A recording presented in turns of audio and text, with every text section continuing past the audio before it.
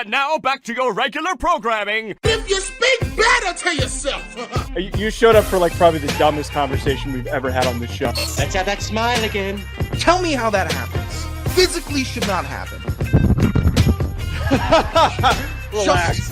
If you say it Give me as well. 3 times a day, God will line it up. He's just an absolute hack, and he gets his ass kicked by the teammates every week. It's just terrible. Welcome back to Hack City. Joe DeLeone, Sean Anderson, 2 former college football players from the University of Rhode Island. Today, we are going to be previewing South Dakota State versus South Dakota, and also URI versus Maine. We're going to be at the Rhode Island campus for Rhode Island homecoming, repping Narragansett beer, of course. So anyone who is going to be there, Rhode Island football fans, come find us, come check us out. We're going to be doing some fun content. I thought about this, Sean, before we get to the read. I think that this is totally fair. When we're on the train going up, I'm not sitting next to you. I am not voluntarily sitting in the same 2 seats in the same side of the train. I hope you understand why. Do you know how big Amtrak seats are? How much space I'm not there sitting are? there. I've had too many bus rides where I was assigned to sit next to an offensive lineman. I'm not sitting next to you. We could sit in a row near each other. We should try to get one of those. Maybe we'll go to the beer cart and we'll grab one of those big tables. Okay. No, I'm just saying we get one of the big tables, but I'm not sitting next to you on the train. Yeah, that's offensive. Why is that offensive? Because there's tons of room in the Amtrak seats. Go squish some other. You won't be squished. There's a divider. It's good. You say that. You run away. Yeah, I'll find you. I'm not sitting next to you on this train. You better not be in my same cart because I'll be sitting right next to you. Oh, my laptop's there. My backpack's there. Move it then. I understand that I'm going to have to sit next to somebody, but I'd much rather it be. You probably won't. It's probably going to be a pretty empty train. $6.50 on a Thursday? That full track going all the way up. Oh, maybe. I think people I would say that people going from New York to Boston probably going home for the weekend. You really are offended by this? I wouldn't have minded sitting next to you, chopping it up, maybe having some ideas, get some stuff worked out for next week. I think it would be a lot. I think, why don't we? You just want to open the show, hurt my feelings? Why don't we both sit in the windows and then we talk over the 2 people that are in the aisles next to us? We've done that plenty of times before. I don't want to be squished for 3.5 hours. I think that's a fair thing for me to get that out of the way and to address it on the show. Do you remember the last time we both were on the same train together and you abandoned me and I got stuck surrounded by 4 30 to 40-year-old women back in July? That was because there were no seats. There were seats. I got ousted and I got trapped and I was on an island watching you chop it up and have a good time. There were another. Well, you also you didn't fit. That was a very different train. I fit. You didn't want to push the seat back. I think that's is a crazy way to open the show. It's a fair request. It's a completely fair. Oh, I want a little bit of space and I'm requesting it. You're not the small one. I want the space. I need the space. Okay, then go sit next to. I'm already gonna be sitting in a middle seat to Montana. Find a child. Find a child. Don't tell me to find a child. All right, I don't need to be doing that. All right, we'll do the read. Yeah, we'll do. Basketball fans. It's that time of the year again. NBA is back from opening tip-off the buzzer beaters. Do a show with the dunce. BetOnline has you covered with the best odds, the biggest promotions, live in-game betting on all your favorite teams. This season, every game matters. BetOnline has every stat, matchup, breakdown, and live odds to bet on during the game. Live snipes are the way to go. Wait till a team is down by 10. You know basketball is a game of runs. Then you're looking at a 50-50 for the rest of the game, and it's more exciting. It's not just the NBA, though. They got football, MLB playoffs, NHL, political props. Head to the website today to get in on the action with America's most trusted site for online wagering. BetOnline, the game starts here. All right, ball to be talked. South Dakota State versus South Dakota this Saturday. In-state rivals, the South Dakota team has become better and better every single year. They were one of the teams that I talked about coming into the season as being undervalued, being a potential big program. I've been keeping track of their performances so far. They're one of the best teams in just general margin of victory. They're up there with the likes of Montana State. They're just completely outscoring everybody that they're playing. They're running past them. One of the best rushing attacks in the country, averaging 232 rush yards per game with Charles Pierre Jr. and Travis Thies. Those 2 dudes are studs. Now, of course, South Dakota State, we saw last week that run defense, that defense in general, is good. It is tough. It is stout, and they are looking for revenge and to take it out on their in-state rival. Yeah, it was a little incendiary last year talking about the comparisons between North Dakota State and North Dakota and South Dakota State and South Dakota. The state schools were happy with my comments. The non-state schools were not. But the situation has yet to change. South Dakota State, still an elite FCS football team. South Dakota has improved. I talked earlier in the year about them having a ceiling and finding it. I'm officially retracting that. They have surpassed my expectations throughout the year. They are a very good football team. But if there was a team that South Dakota State wanted to take some frustration out on after losing the marker game in a crazy tough battle with players, doing TikTok dances and fighting on the pylon and just a fist fight, it's the proverbial historical little brother. Now, let me be clear. I am not calling South Dakota State little brother. I am just noting there's a pattern. You mean South Dakota? Oh, South Dakota little brother. Yes, I'm noting there's a pattern. Don't shoot the messenger if the shoe fits. But South Dakota State, very good team. Their defense is elite, fourth in scoring defense, giving up 14 points a game. That's really good. And their offense tied 14th, 34 points a game. They can score. They can stop you. And they added a new dynamic running quarterback, Joe, which is a great wrinkle for all college offenses. I don't think your dynamic running quarterback, for the most part, with a couple exceptions, should be the main character, the main point of focus for the offense. But Chase Mason is a good complement to the running attack of Amar Johnson and Kirby Voorhees, who are a two-headed monster alone. This South Dakota State team could really run it down South Dakota's throats in this one. In terms of narratives for both these teams, this is obviously a massive matchup because, one, South Dakota State needing to pick themselves up off the mat. They need to get this win in order to bolster their resume to earn a seed. You lose this game, I would argue it does make it a really complicated path and probably an insurmountable one to be a seeded team, to get the bye and all the boosts that come along with it. I don't think you're completely out of it, but you're losing these two ranked matchups that you have. It's going to make it more difficult. South Dakota, on the other hand, they're beating the shit out of everyone, but they haven't really played anyone. They have not been tested as much as South Dakota State has. This is almost like a Texas versus Georgia situation where Georgia's got their one loss, and we knew that they were good and they were looking for their get back. And on Texas's side, there's not enough of a test to really know, are the numbers real? Are they true? I would argue with the way that they're just running past everybody that it would indicate that a little bit of inflation there. I trust the run game. But my lean right now, of course, is with the Jackrabbits. I think that there's a lot to be said. When you have a good football program and you lose a game and then you have another tough game coming up, you're locked in. South Dakota's probably coming into this thinking like, oh, big W, big situation for us to win. South Dakota's pissed off. Yeah. There's a difference between being ready and motivated for a game and being pissed off and angry because you lost last week to a rival and you get to take it out on another rival. You would hate to think that South Dakota is thinking South Dakota State is vulnerable in any sense. But if they had a point of emphasis, it would be Mark Gronowski and his play so far throughout the year. 10 touchdowns to 6 interceptions.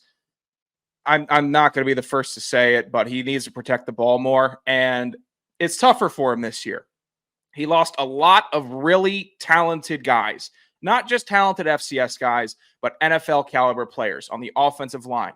He lost to UDFA level wide receivers. Tucker Kraft has been killing it in the NFL. Lost him. Lost big time weapons to throw to that had advantages against pretty typical FCS players. There is a difference. Joe and I saw the difference with the NFL guys on our teams versus the college football players. It was pretty immediately noticeable. Hand size, squatting 700 pounds as a freshman. These are things that come up. Being able to run a 4.3 40.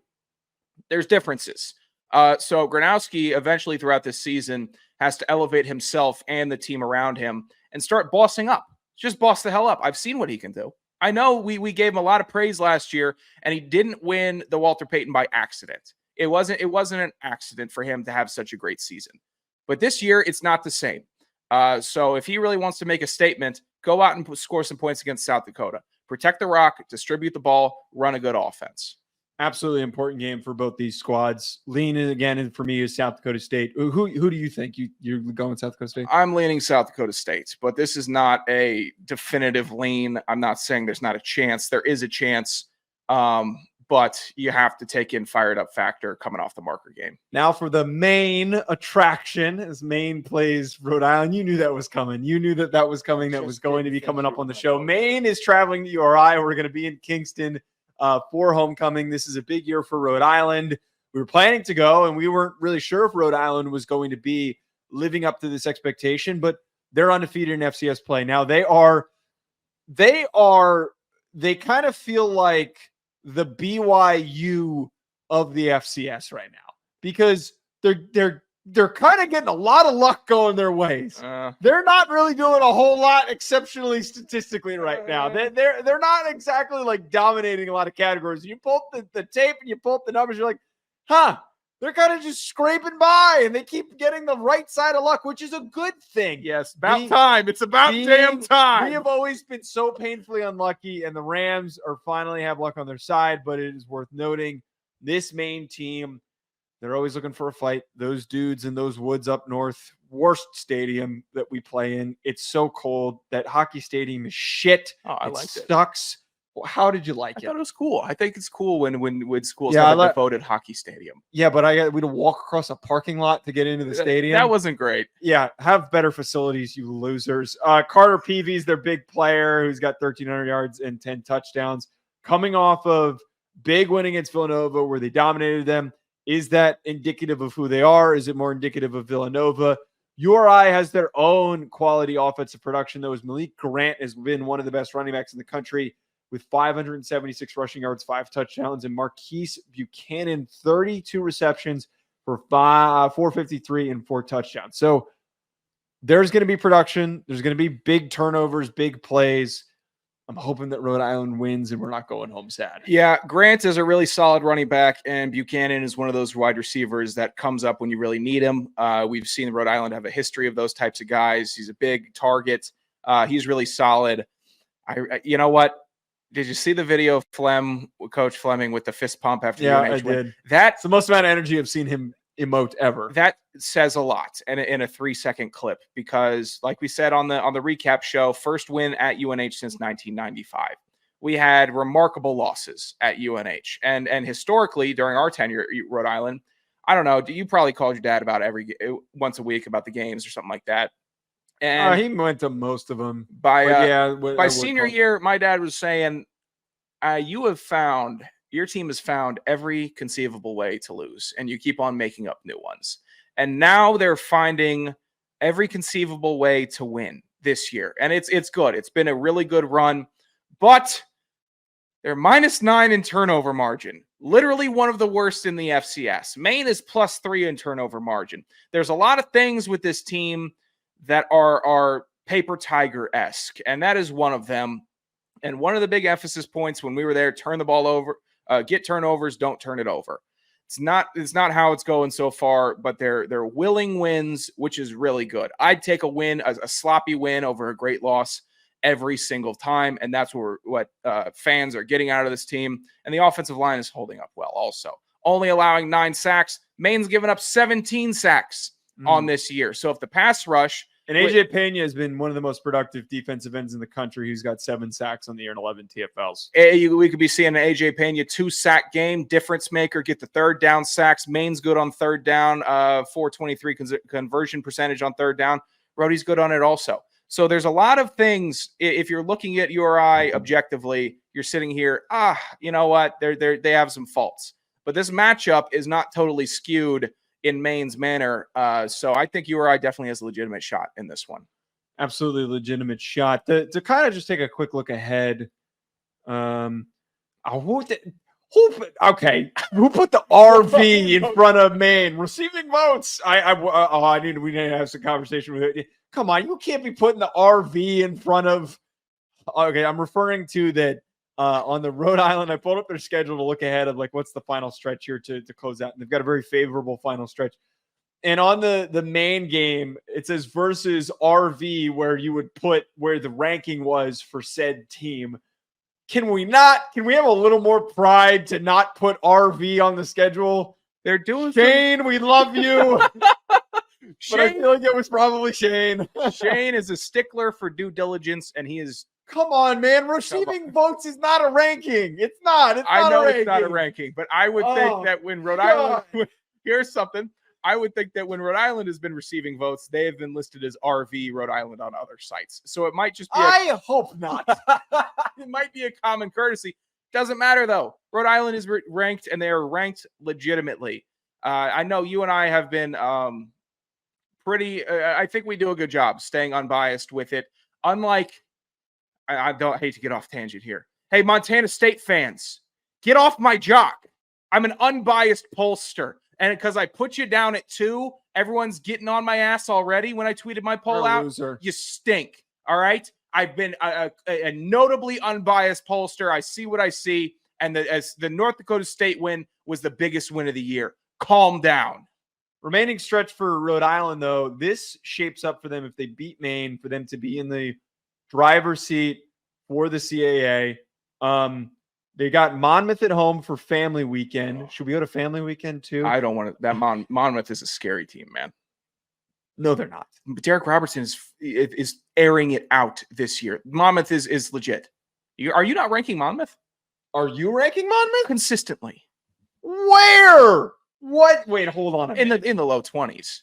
But They've been on your ballot? yes, Derek Robertson's like 4th in the FCS in passing yards. The offense is good. You might be the only person in America who has. No, because Craig would have hit me up and said, "You're the only person." Yeah, he would have let me know. They're 4-3. Yeah, they are. They're doing well. Okay, we're not. Okay, Ball knowers respect Monmouth. That's a very random team to respect. Okay, they also have Delaware, which arguably, technically, I don't think counts against for losses. They get Albany, who's always a beatable team, and Albany is really down this year. And then they go to Bryant, which is always uncompetitive because Bryant sucks. Yeah, Bryant stinks. I don't like that they're closing the year with Bryant if they're trying to do an in-state rivalry thing where it's. I kind of like that. I think that's cool. I'd rather instead of JMU showing up and just hanging dong on us. That's better. Yes. Playing Bryant to close the season is better. Yeah. I'd rather them close it with Brown than Bryant. So I think that's a better rivalry. But if they're trying to make something happen, I get it. They'll smoke Bryant. Excited for that one. All right, let's get to FC estimates to close us out. Sean's cheating. I'm 5. I went 5-10 last week. Sean's 7-10. I'm still in the lead. 47-30. Sean 43-70. He had one good week, and now thinks he's all hot and a great cool week. And shit. You had an awful garbage week. No. The amount of times that you've gone 4-10 or worse in past years, I don't want to hear the word garbage. I've never been that bad. You had a dumpster week. I had a mediocre You week. were sitting in the dumpster. 5 out of 10 is average. 5 out of 10 is 50%, which implies Eating mediocrity. pizza crust. That's what you were doing. Learn words. Butler versus Davidson. Who you got? Davidson. Butler's gonna get me right this week, man. I have faith. I wonder why you in went 5-10. the Butler Bulldogs. They've got one of the best real live mascots. They ride him around in that stupid little car. It's thick.